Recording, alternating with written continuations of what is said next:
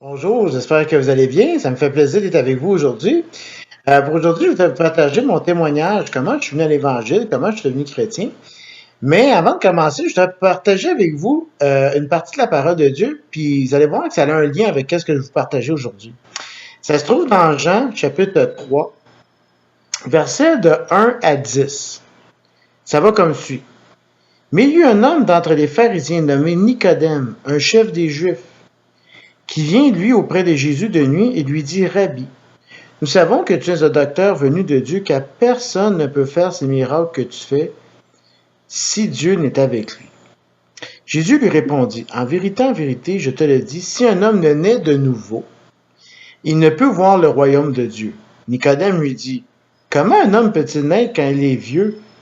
Peut-il rentrer dans le sein de sa mère et naître? On voit ici que Nicodème, il ne sait pas vraiment exactement ce que Jésus veut dire. Jésus lui répondit, en vérité, je te le dis, si un homme ne naît d'eau et d'esprit, il ne peut entrer dans le royaume de Dieu. Ce qui est né de la chair est chair, et ce qui est né de l'esprit est esprit. Ne t'étonne pas que je t'ai dit, il faut que vous naissiez de nouveau. Le vent souffle où il veut, et tu en entends le bruit, mais tu ne sais d'où il vient ni d'où il va. Il en est ainsi de tout homme qui est né de l'esprit. Nicodème lui dit, comment cela peut-il se faire? Jésus lui répondit, tu es le docteur d'Israël et tu ne sais pas ces choses. C'est intéressant ce passage-là parce que, bon, vraiment, Nicodème, c'était un pharisien. Il avait baigné dans la loi toute sa vie, il connaissait l'Écriture sur le bout de ses doigts. Puis en plus, c'est mentionné en Bible que Nicodème était le chef des Juifs. Il faisait partie d'un Sanhédrin. Fait que c'était vraiment pas n'importe qui, Nicodème. Il avait une autre éducation. Dans les pharisiens, il était comme, si vous voulez, un haut gradé. Et puis, c'est ça, c'était un homme qui avait une grande culture, surtout évidemment de la loi, qui avait une culture, j'imagine, générale, puis que lui, dans le fond, il est comme curieux, il s'intéresse, puis là, Jésus va comme le confronter.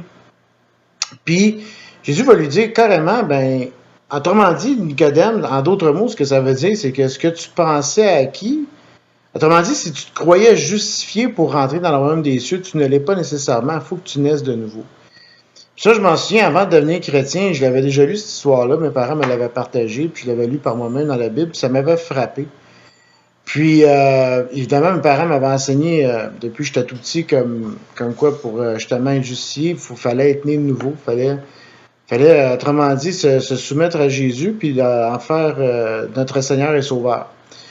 Puis, moi, évidemment, tout petit, je savais pas exactement ce que ça voulait dire. J'avais une idée, mais je ne vivais pas, vous comprenez? Puis un peu comme Nicodème, j'ai baigné moi aussi dans la religion chrétienne depuis ma jeune enfance. Mes parents sont chrétiens, m'ont élevé comme chrétien, ils m'ont élevé justement selon les principes bibliques. Mais j'ai grandi en tant qu'enfant, j'ai passé évidemment mon enfance, adolescence, tout ça. Mais c'était juste une connaissance intellectuelle, puis c'était aussi, comment je pourrais dire, c'était juste une religion pour moi. Puis je n'étais pas plus justifié que Nicodème l'était, tant que j'avais pas donné ma vie à Jésus, tant que j'avais pas demandé pardon de mes péchés, que je m'étais pas confessé à lui, puis que je n'avais pas fait de lui mon sauveur et Seigneur. Puis ce que je veux en venir par là, c'est que avant, un peu comme Nicodème, avant de devenir à Jésus, ben, je connaissais la loi, je connaissais, si vous voulez, la loi, la parole de Dieu, le Nouveau Testament. Évidemment, j'avais entendu l'histoire depuis que j'étais jeune enfant. Je connaissais tout ça. Mais j'avais pas été moi-même régénéré. Puis, c'est ça mon témoignage, c'est que né d'enfant, né de parents chrétiens, j'ai grandi toute ma vie, puis en attendant évidemment la parole de Dieu. Et puis, mais c'était juste une religion, c'était vraiment juste une religion que je vivais à ce moment-là. Puis, à un moment donné, genre au début, je dirais de la vingtaine à peu près, précisément, non, plus vers 18 ans, je dirais. Vraiment, là, début de l'âge adulte, là, vraiment. Là. Je commençais vraiment à me poser des questions, puis je trouvais que c'était bien beau aller à l'église des fois, puis tout ça, mais j'avais pas changé intérieurement, tu sais, j'avais pas une passion pour Jésus, là, c'était vraiment, les peu de fois que j'allais, probablement, j'allais pas tout le temps, puis les fois que j'allais, c'était par rituel, puis c'était pas une relation que j'aime, mais vraiment une religion. Et puis Puis là, au début, à 20 ans, je vais toujours m'en souvenir, l'après-journée de ma fête c'est le 16 octobre, puis moi, le 17 octobre, j'étais dans ma voiture, puis à 20 ans juste. Puis là, je me suis mis à pleurer dans l'auto, puis j'ai demandé à Seigneur de pardon de mes péchés, j'ai demandé à Jésus d'entrer dans ma vie, d'être mon sauveur et Seigneur, puis de m'accompagner toute ma vie. Puis je vais toujours m'en souvenir de la paix que j'ai ressentie à l'intérieur, puis que là, finalement, justement, ce n'était plus juste une religion, mais je vivais une relation. Puis, au travers de l'Écriture, on voit comment Dieu, c'est un Dieu de relation. On le voit avec Moïse, on le voit avec Noé, on l'a vu au début avec Adam et Ève, on l'a vu avec David, on l'a vu avec Salomon, on l'a vu avec un paquet de personnages bibliques, autant dans l'Ancien et le Nouveau Testament. Dieu est un Dieu de relation, puis il aime ça rentrer en relation avec nous. Parce qu'à ce moment-là, quand je suis devenu chrétien, ben là, évidemment, je lisais encore beaucoup plus la Bible, puis je priais beaucoup plus, puis c'est en le priant puis en lisant que j'apprenais à le connaître d'autant plus. La Bible me parlait de plus en plus, sa parole vraiment venait me toucher au plus profond de mon être, puis j'ai commencé à grandir avec Dieu comme ça. Mais il a fallu que je naisse de nouveau. J'avais beau venir de parents qui étaient chrétiens, j'avais beau aller à l'église pratiquement assez souvent quand j'étais enfant ou même adolescent. J'avais beau connaître la doctrine intellectuellement, j'avais beau connaître les histoires, ça faisait pas moi de quelqu'un de sauvé tant que moi, j'avais pas pris la décision de me mettre à genoux devant Jésus, puis de lui demander pardon de mes péchés, puis de faire de lui mon sauveur et Seigneur. Puis c'est pour ça que je trouve l'histoire de Nicodème intéressante aussi. Tu sais, Nicodème, c'était pas quelqu'un, la Bible ne le mentionne pas, mais c'était probablement pas quelqu'un de drogué, c'était pas quelqu'un qui avait des dépendances, probablement, là, à tout casser.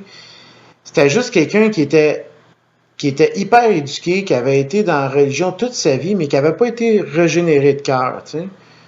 Puis moi, c'est la même chose. Tu sais, souvent, on entend des personnes qui viennent à Jésus, qui ont c'est des témoignages tellement magnifiques, là. On parle mettons, des ex-alcooliques, on parle de personnes qui prenaient de la drogue, on parle de personnes qui avaient des comportements déviants, des psychopathes, des meurtriers. Puis Dieu, là, Jésus peut aller chercher n'importe qui. Puis il y a des personnes, des témoignages tellement incroyables. Je pense à Nicky Cruz, pour ceux qui le connaissaient. C'est comment que Jésus peut aller chercher, c'est merveilleux. Mais autant que Jésus va chercher ces personnes-là, mais autant que Jésus aussi va chercher d'autres genres de personnes. Tu sais, comme moi, j'ai jamais eu de dépendance, j'ai jamais été un drogué, j'ai pas eu une adolescence non plus difficile, j'ai pas cassé les oreilles à mes parents tant que ça, j'étais un enfant plutôt tranquille, mais j'avais besoin autant que Jésus que Nicky Cruz, par exemple. Autant que Nicodème avait besoin de Jésus, autant. Tu sais, il y a un verset qui dit, genre, car tous ont péché et sont, dans le fond, car tous ont péché, sont privés de la gloire de Dieu, c'est que on a tous péché. On est tous, comment je pourrais dire, tant qu'on n'est pas régénéré, ben on n'est pas sauvé. Puis qu'on soit riche ou pauvre, qu'on soit dans n'importe quel statut social, éduqué, moins éduqué, médecin, docteur, avocat, postier, chauffeur de camion, peu importe, tout le monde a besoin de Jésus. Puis c'est ça que je voulais vous partager cet après-midi, mon témoignage. Puis depuis que je suis avec Jésus, écoutez, oui, j'ai des hauts et des bas, c'est sûr, les problèmes ne s'arrêtent pas pour autant, mais on a une paix intérieure, on a la certitude que quand je vais mourir, je vais aller avec lui au paradis, on a la certitude que Dieu est toujours en contrôle, que Jésus ne nous abandonne jamais, on a la certitude aussi que Jésus, genre, il est toujours près de nous. On peut avoir une relation sincère avec lui. Puis, je vous dis que quand je suis venu chrétien, c'était le plus beau jour au monde. Puis, c'est important de se rappeler le moment quand on est devenu chrétien. Puis, mon partage, c'est autant, genre, pour les personnes qui, évidemment, qui sont pas sauvées, mais autant pour les croyants aussi à qui je m'adresse. N'oublions pas le moment où on est devenu chrétien. Oublions pas ça. Le moment où on a été touché par Jésus, c'est facile d'oublier, puis mais probablement, oublions pas de le remercier d'être venu nous chercher. Oublions pas de le remercier du sacrifice à la croix qu'il a fait pour nous. Puis surtout, mais surtout, continuons à courir vers le but, continuons à servir Dieu le mieux possible, continuons à marcher dans ses voies. Puis, c'est vraiment mon témoignage que je voulais vous donner cet après-midi. Je trouvais ça tellement important. Puis, moi-même, ça me le rappelle. En vous le disant, ça me le rappelle. Puis, n'oublions pas d'où ce que nous venons. N'oublions pas de qui qu'on était avant de venir de naître de nouveau. Il y a eu un avant puis un après. Puis je trouve ça vraiment important de ne pas l'oublier. Puis c'était un petit partage que je voulais vous offrir cet après-midi. Si vous voulez, je vais terminer avec un mot de prière. Oui, Seigneur Jésus, merci d'être...